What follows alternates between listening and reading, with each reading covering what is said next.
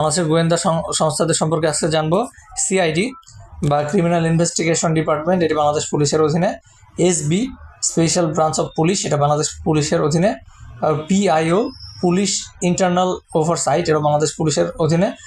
তারপরে criminal intelligence analysis unit CIAU, এটাও বাংলাদেশ পুলিশের অধীনে। ঢাকা মহানগর পুলিশের অধীনে আছে detective general of forces intelligence branch DGFIB. RAB intelligence wing RIW আছে র্যাবের অধীনে।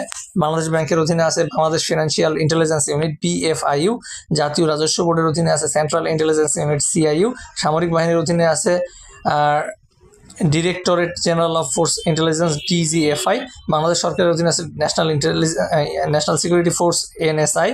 এবং সামরিক বাহিনীর জন্য আছে DMI, directorate of military intelligence. Bangladesh নৌবাহিনীর আছে ডিরেক্টরেট অফ নেভাল ইন্টেলিজেন্স। এবং বাংলাদেশ বিমান বাহিনী আছে officer of air intelligence OAI।